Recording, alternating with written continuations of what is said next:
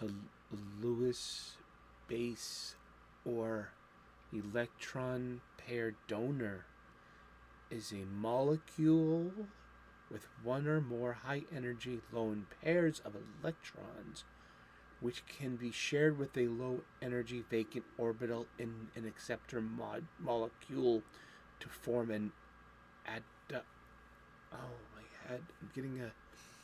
People think I'm smart, but if you only knew, I can't do chemistry or algebra or trigonometry. I wish I could wrap my head around chemistry better. I mean, it would help me explain today's episode. Pico, what are you doing to me with this show notes?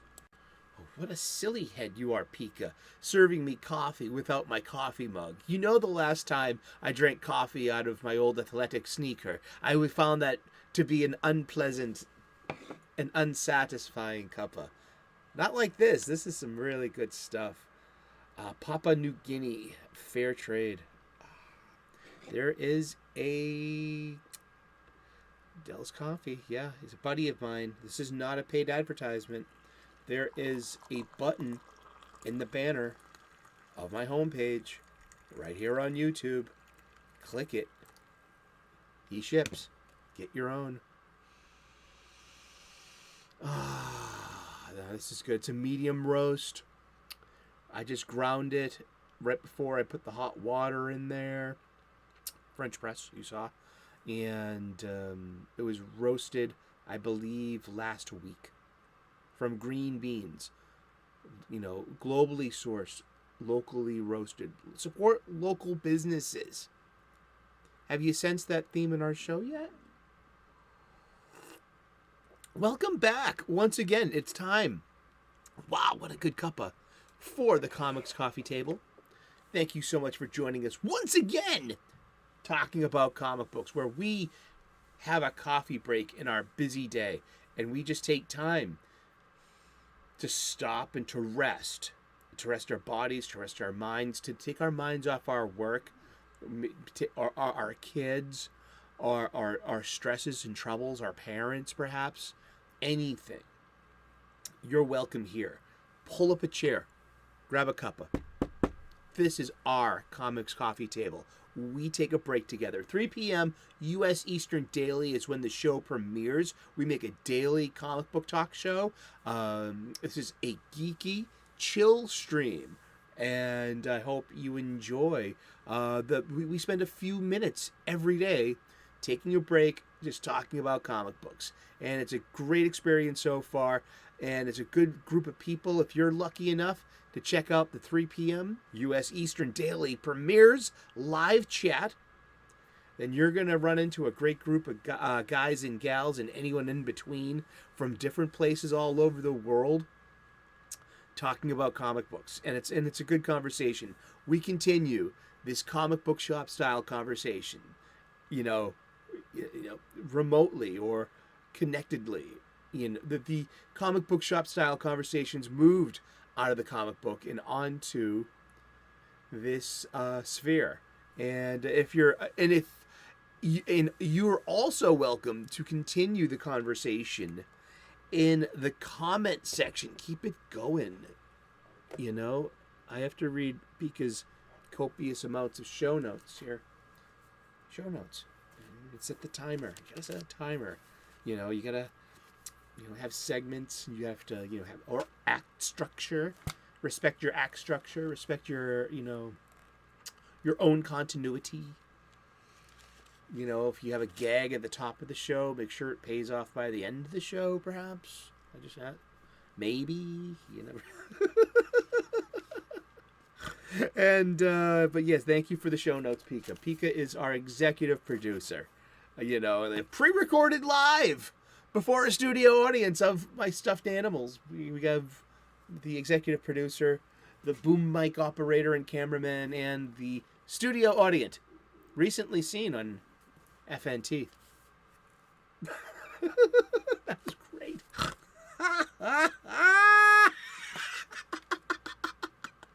Oh man, I love to laugh. I really do. people say, Sully, why sometimes are you so positive and laughy? Like, I got a nasty side to me too. Trust me. Ask anyone that knows me. Yeah, but it's the air is better up here when you're upright and you have your heads to the skies and your eyes to the stars. Write that one down. Thank you so much for tuning in today. Good to see everyone coming in. Take a seat. Please, no bare hands in the buffet. And we're not cutting the orange drink down with any more water. We've heard you. We're listening. We care. That's a Simpsons reference. Awesome. This is the show. We are reboarding, rebagging, reboxing my entire comic book collection. And along the way, we are I'm wrapping my head around an aspect of my lifelong hobby that I've pretty much neglected all my life. And that's grading and pricing. You must be wondering, what's this thing here? It's a bookmark, but it's a cosplay gag I got. This makes a great bookmark, and it's a good it's a nice memento of Boston Fan Expo 2000. It was Boston Wicked Comic Con 2023 from April, where the 501st, the Star Wars Cosplay Legion, they were there, and I was cited for live streaming without permission, without an imperial permit. I said I was close with the Emperor, and they didn't believe me. I guess we have to wait for Plaid Palpatine's turn until I can get my tickets wiped away. Until then, it's the Spice Mines of Kessel. But yes, so the comic book price guide by Overstreet. The Overstreet Guide to Grading Comics. Overstreet's is part of the industry standard that we enjoy as comic book fans. Like what comic book publishers, comic book shops, comic book creators, and us the fans, we can all rely upon Overstreet as an agreeable standard in which to judge things. And this is a great... I started using the Overstreet price guide last year when we were doing this book over here. It's where the coffee table came from. This is a hardcover coffee table book. It was given to me about 2 decades ago by one of my best friends, and it's been surfing my coffee table ever since. It's the Golden Age of DC Comics, 365 Days, Anchor Press, 2004, by Chip Kidd, Jeff Spear, and Les Daniels. And it's a great coffee table book. It's a page-a-day book. You open it up to today's date, you read the blurb, we read the blurb, we look at some comic book art of an antediluvian age, and we talk about comic books, and that got us going daily, because it gave us a great framework to be able to talk about comic books daily. Those were our training wheels, and there's a link in the description where you can get your own copy. It will look great on your coffee table, and makes a great gift for a geek, I know. But when we're talking about the golden age of comics, you have to talk about the subsequent ages that followed. And using this book's glossary, I decided I needed a better standard. Now, there are a few different ways to frame the ages of comic books. There's basically golden age, silver age, and there could be a dark age and a modern age.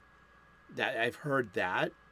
And I've also heard golden age, silver age, bronze age, and then something called the copper age. And I was never really into the bronze age to begin with. I always thought that the silver age lasted pretty much until the early 80s, whether or not it was Crisis on Infinite Earths, so definitely at Watchmen. But from there began a dark age of comics, or even like the Dark Horse age, or the Teenage Mutant Ninja Turtle started. Dark Horse Comics started. Lots of different things. And so maybe, like, I think the Dark Age of comics might even start perhaps at Alan Moore's Marvel Man. Yeah, huh? You know that one? Lots of people don't. You might know him as Miracle Man. But it's like when Alan Moore started doing the deconstruction of usually cheery, positive superheroes into more intersectional psychoses and darknesses, you know. But so according to the glossary here, like, there's an atom age. It's between 1945 and 1955. And so I never even heard of that. So I'm getting my head around, the different ages. Now, according to the glossary in Overstreet, we've been in some kind of nebulous catch-all modern age of comics since the Copper Age ended in 1993. And that's 30 years. That's a bit too long. I think there are room for two distinct comics ages in there. You know what I mean? I have my own thoughts. I love talking about the ages of comics. I'll have that vaunted conversation with other comic books people about this. I would like to contribute to those definitions. 30 years is way too long for a modern age, especially with the end of the 20th century, the beginning of the 21st century, and then everything else in between, culturally, socially, and technologically, such as the fabrication of papers, acid-free papers, covers, self-publishing, is coloring, digital art, drawing on. You know how I feel about art that's drawn on a panel, like on a display. It's just like there's a weird disconnect for me. It's just maybe I need to get my head around it better and see it more. But until then, it still looks like AI art to me, and there's no like hatchings or cross hatchings, no charm, no, you can't visualize the pressure of the artist's hand through how much the thickness of the ink in the line. I mean, I don't know. That stuff matters to me because on the digital scale, it just looks like gradients of shadowings and colorings, and it's not inks, it's pixels. It's more coding.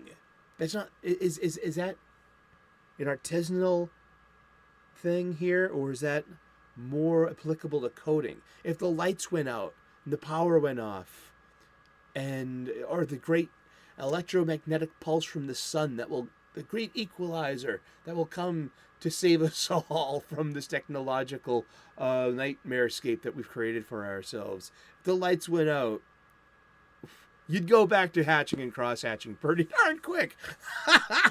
That's what I think. But yeah, these two books are great. I got them for Christmas from my parents last year I got them from my parents last year for Christmas. So this year is dedicated to my parents. I love you. Thank you so very much. And actually my second year in a row getting this, and I'll get it again next year too. I mean, Overstreet, you can get these at your local comic book shop as well. There are links to all the books we use in the description, and but I would suggest to you, go to your local comic book shop and look for these. Ask the staff. Get your own copies of the Overstreets, and they're a really valuable resource. Yes, Pika, I'm going off script. We're doing something for the kids at home for fun. This is a fun show. This is the golden age of DC Comics, 365 days. We're going to talk about comic books every day for the rest of the year. Do you remember that from last year? You might not, because you might not have been here. We've got a ton of new viewers. Thank you, new viewers, for tuning in. If you haven't already, if you're tuning in for the first time, please hit that subscribe button. I'd love to earn your subscription. Turn on the notifications. You will eventually learn how to tell time. Hey, it must be 3 p.m. in Boston. It's time for the show. Look at my wrist. Alrighty, we're going to open up this book to today's date. We're going to look at some comic book art of an antediluvian age. We're going to read the blurb, and then we're going to talk about comic books. This is how we did it all last year. Last year is it's mostly pretty much all evergreen content. You could probably watch it any June 12th. So today's Monday, the June 12th, 2023, and let's open the book. All right, here we go. This is what the book looks like on the inside. This is what it looks like on the outside. It's a hardcover coffee table book. There we go. It's a great book. I love this. You see the corners are all taped up from I've had this book for almost 20 years. And we used it every day last year. And it would be on my coffee table. And people would come over and pick it up and open it up. I've read it several times in that time. I got to do a complete reread of this book, share it with you, and learn more and more and remind myself about more and more about comic books over, in this time. I'm so fulfilled as a hobbyist. Really, this is very fulfilling, This is Plastic Man. You might know him from DC Comics. He had a 1970s cartoon. He's also been part of Grant Morrison's Justice League. And Kyle Baker had a really interesting Plastic Man mini or limited run, in the early 21st century. And I think that's worth revisiting because Kyle Baker is an amazing artist. Who is Plastic Man? I'm going to read this from, you guessed it, the Wiki. Plastic Man, a.k.a. Patrick Eel O'Brien, is a superhero first appearing in Police Comics issue number 1, originally published by Quality Comics and later acquired by DC Comics. Let's read the blurb. Let's look at some comic book art. This is art by Jack Cole, who is the creator of Plastic Man. This is from Plastic Man number 5, autumn of 1946, and every evil triumph of explosive, shot, or steel that his evil genius could furnish was directed at Plastic Man. I guess one of the big things about Plastic Man was notice how it's spelled in those three-dimensional type of letters there. We can see his body in the background. We can see the thrush of a jet engine or the exhaust. We would see the result of maybe an explosion, or maybe it's a cannon, and we don't know. But because Plastic Man has these iconic. This is iconic for Plastic Man. You see red. You see these B stripes with a diamond in it. That's Plastic Man's iconic color combination and scheme. Some superheroes, like Superman and Batman, were identified for decades with powerful logos that were almost iconic. Yet, when it came to ink lines, there were different strokes for different folks. Some superheroes, like Plastic Man, had their names written in a separate style for almost every story in which they appeared. Artists like Jack Cole viewed the logo not as a reliable trademark, but as an integral part of the page design, changed to reflect the visual and narrative approach of each individual tale. For this story about a malevolent arms manufacturer, Cole created a logo that was nothing short of explosive. And there we go.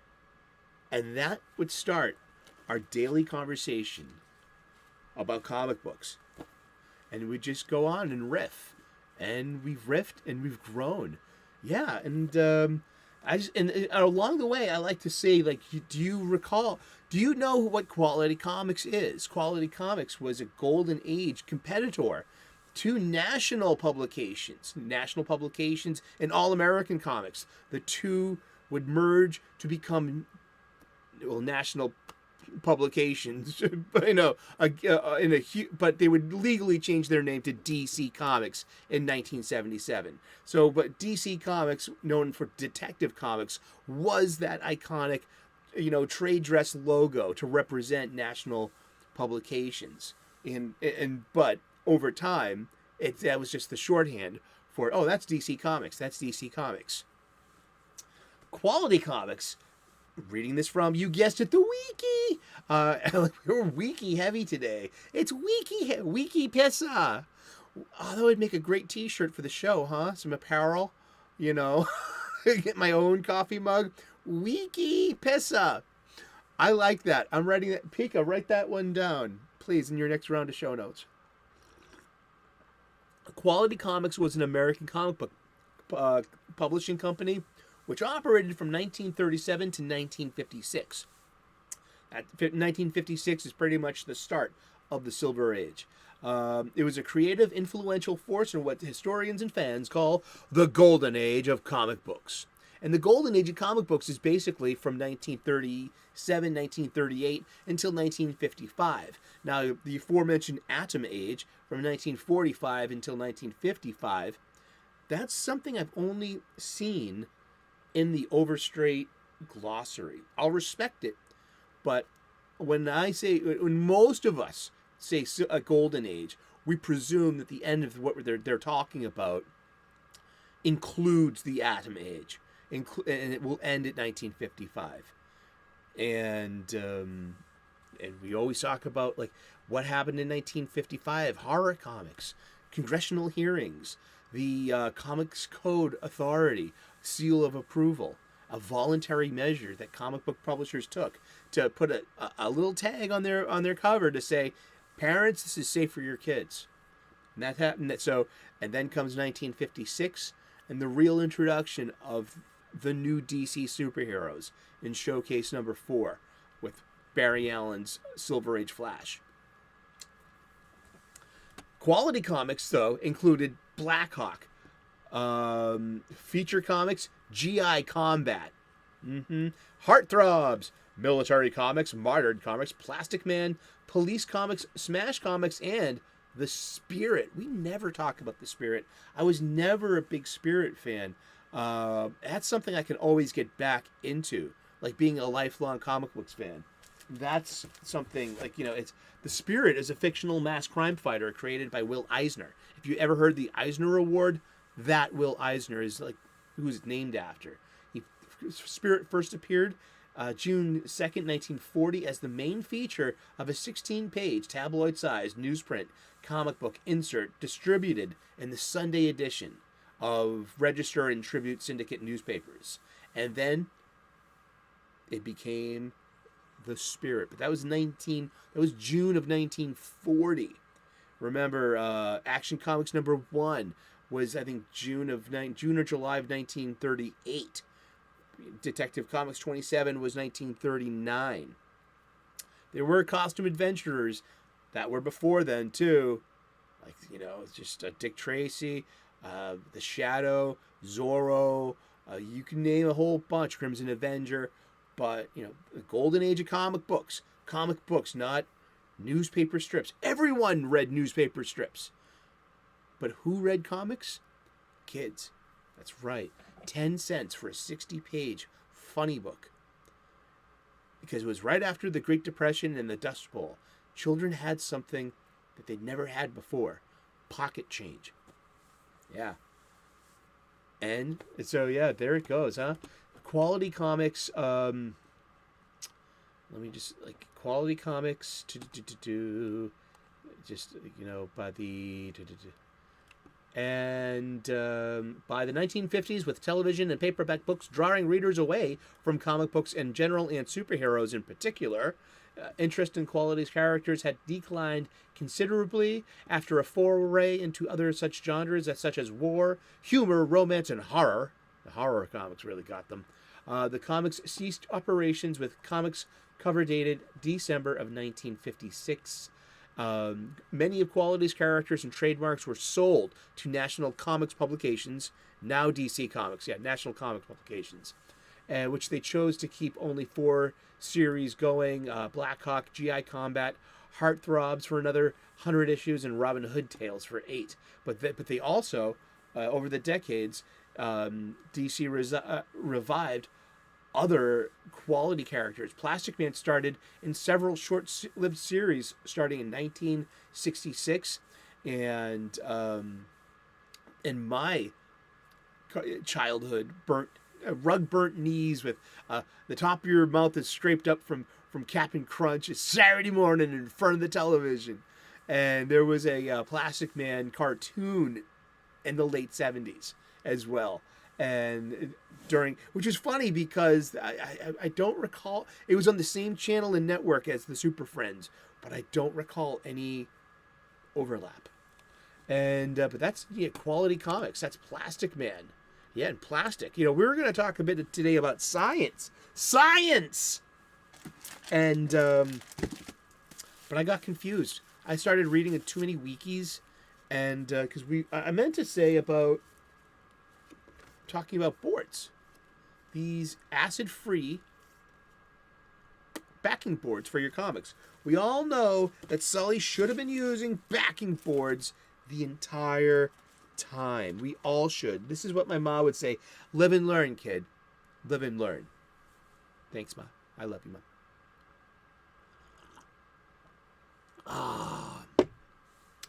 But the acid-free backing boards, I get these. These are BCWs. They're like a huge name. And supplies. Yeah, I wanted to spend a minute talking about supplies. Supplies. Wah wah wah wah. Okay, so, what BCW? Yeah, they make they have their brand of. These are Ultra Pros. And that's their competitor. But BCW makes Snugs, and they also make comic supplies. They started way back, I think in 1981, as the Baseball Card World. In 1981, they made those the pages that goes into the 3-ring binders that you would put your baseball cards in. They had 9 spots for them, and that's how you would keep them safe. But also you could a clear plastic, so you could read both sides of them as you turn the page. Great innovation. Who didn't have these growing up as a kid? The 3-ring binders and either your baseball cards or your movie cards, bubblegum cards. They were the competition to these funny books at the time when I was a kid. You had comic books on spinner racks and newsstands. You had 2 quarters in your pocket and a dime. That could be an issue of G.I. Joe. Or it could be a pack of baseball cards and a pack of E.T. or Laverne and Shirley cards. They had cards for every movie and TV show. And a stick of bubble gum. We all like hockey cards the best. I'm from Boston. What do you want? But Baseball Card World shortened their name to BCW. And they are... they're an American company located in Indiana. And they're just one of the many purveyors of comic book supplies. And I went to their website and I just wanted to say, what's the deal about, backing boards? And it is recommended, because I asked the question the other day, because you hear so many different answers and we have so many different motivations. Of course, someone that sells, a comic book bag seller wants you to buy new ones every year. Sure, it's a durable good. It should last up to 3 years. And that's a durable good as opposed to, non-durable goods. That's like economics. I know a little bit about economics. Don't ask me shit about chemistry. I'm about to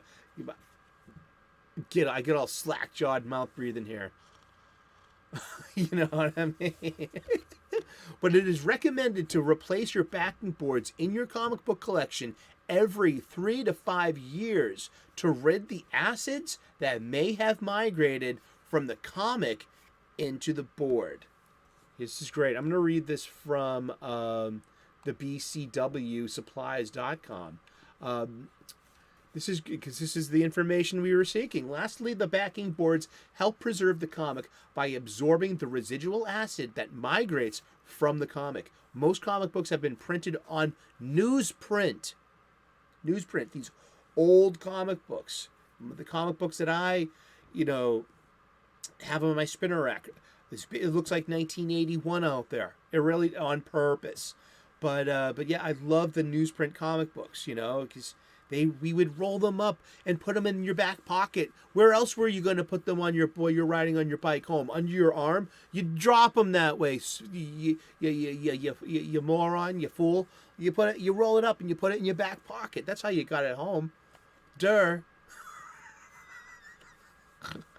We didn't have backpacks like that back then. No, it didn't work like that. And you didn't want to look like a loser either. Nobody used bicycle messenger bags until like the 90s. Seriously. Uh, Most comic books have been printed on newsprint. This includes all comics printed to modern age, as well as some modern age comic books. The newsprint paper has been bleached with acid prior to printing, and some of the acid remains in the paper. As time passes, this acid will degrade some of the newsprint,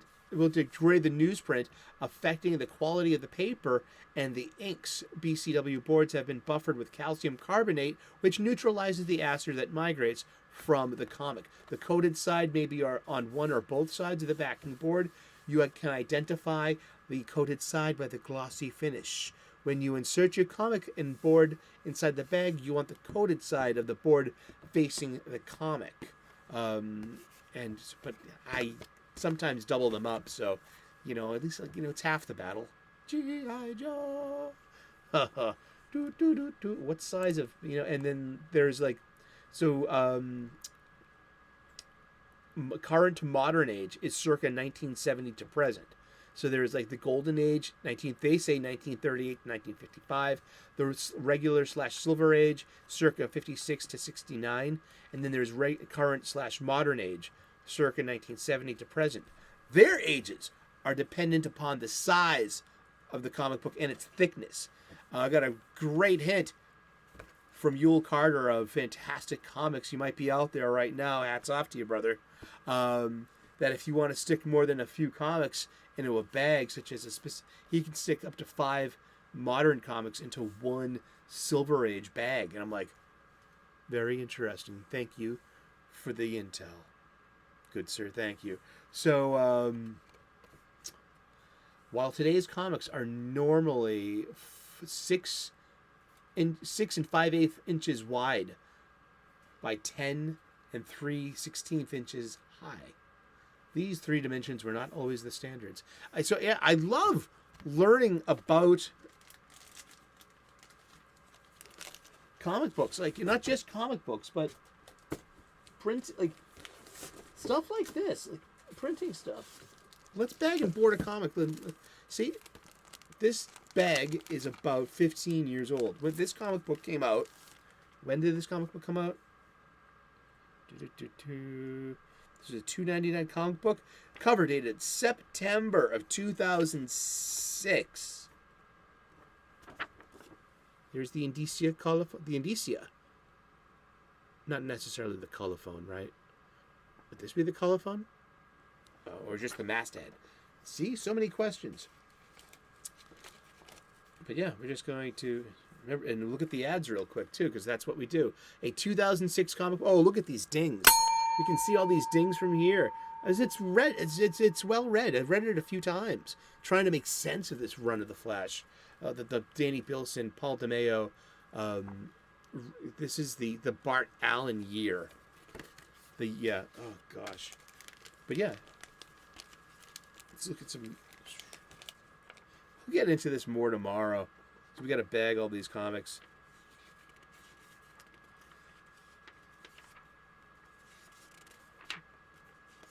Let's see. The inside cover. What is that? A Zwipe It. What the heck is that? Is it a... Nothing else works like a Zwipe. What the heck is that? You can write and write again. Oh, it's school supplies. Okay. In school starting. Because if this is on September in this newsstands, that means this is on July. July, August, September. So by the end of September, you take it off the new release shelf, you take off its cover, and you send that back to the distributor for a credit. And that's the old way. And look, there's a car ad. Seriously, this is great. This is such a hodgepodge of who is this made for? Okay, you have school supplies in the back, and you have a car ad in the front. And then, oh look, listen, LeBron James was young once. Dude, look at him right there. It's a Powerade ad for LeBron James. And made 17 years ago. Let's see, some house ads. The art doesn't stink, but I couldn't tell you who that is, but I think it's a soccer player. I wish they would tell do they tell you? Is that like in the small print over here? Can you read that? I can't read anything at this site. Oh, the Freddie Adu. Okay. They do say who it is. Okay, I remember him. He's a soccer player, right?